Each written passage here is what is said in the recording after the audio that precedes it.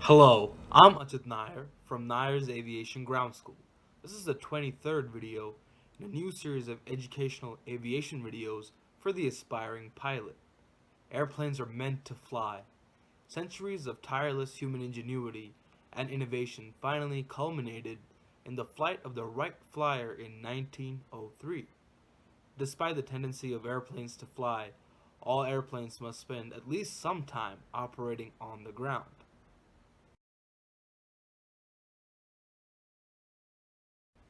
This video is about taxiing. Taxiing is the movement of an aircraft on the ground under its own power. This is in contrast to towing or pushback, where the aircraft is moved by a tug.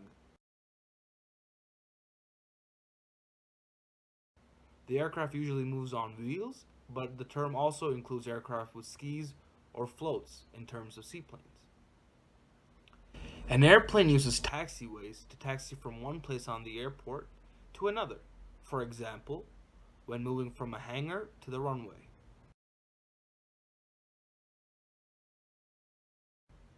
It is important to know that the term taxiing is not used for the accelerating run along a runway prior to a takeoff or the decelerating run immediately after a landing.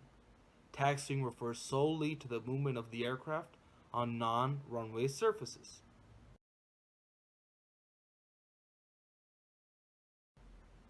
Aircraft are controlled differently on the ground than they are in the air. Normal control yoke or stick movements usually do not help in controlling the aircraft while taxiing. Instead, in most general aviation aircraft, the pilot uses rudders to turn and maneuver the aircraft on the ground. Steering is achieved by turning a nose wheel or tail wheel or the rudder. The pilot controls the direction traveled with their feet. Larger jet aircraft might have a tiller wheel on the left side of the cockpit that acts as a steering wheel, allowing the nose wheel to be turned hydraulically. Braking is controlled by differential toe or heel brakes. Not all aircraft have steerable wheels, and in some cases, steering is solely by means of differential braking or solely by means of the rudder. Taxiing occurs before a takeoff and after a landing, and it is important that the pilot does not become complacent during these relatively low workload phases of the flight. When taxiing, be aware of your location on the airport and how the location relates to your taxi route and to the other aircraft and vehicles that may be operating on the airport. This information is otherwise referred to as situational awareness. There are several markings and signs to be aware of when taxiing from or to the runway. The taxiways have center lines, just like the runways. It is important that the pilot keeps the aircraft on the center line during the taxi at all times, in order to ensure that there is proper spacing between the aircraft and other airport traffic and objects. There are two classes of signage at airports, with several types of each. The two types are operational guidance signs and mandatory instruction signs. Operational guidance signs include the location signs, direction runway exit signs, and other conventional traffic signs.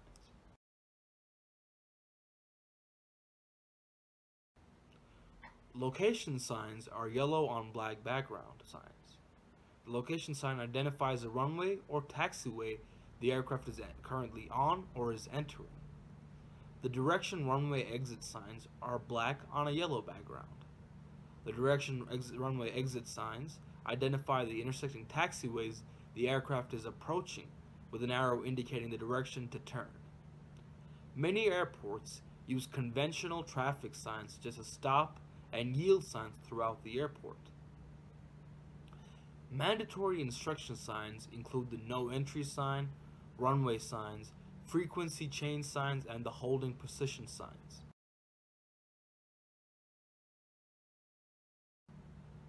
No entry signs are mandatory instruction signs with white on red background. They show entrances to runways or critical areas.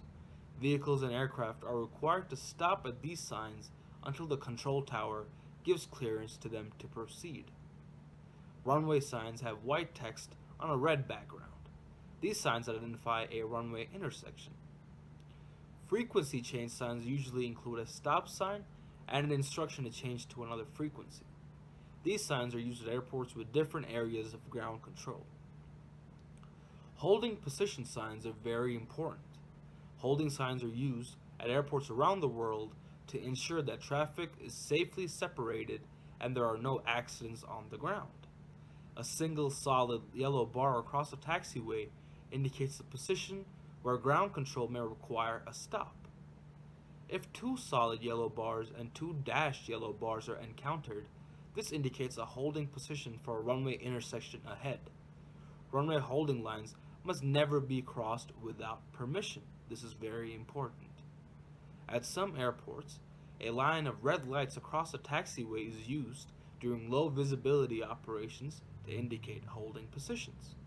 An interrupted ladder type of marking with an ILS sign in white on red indicates a holding position before an instrument landing system or ILS critical area.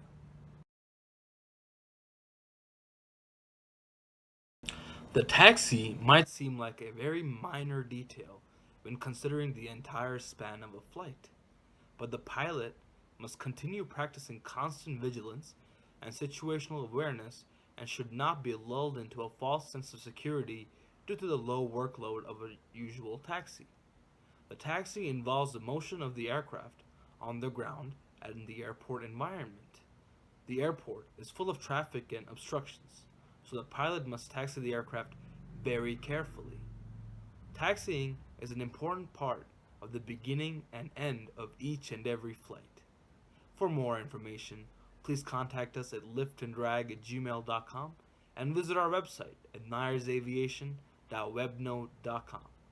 Thank you. Safe flying.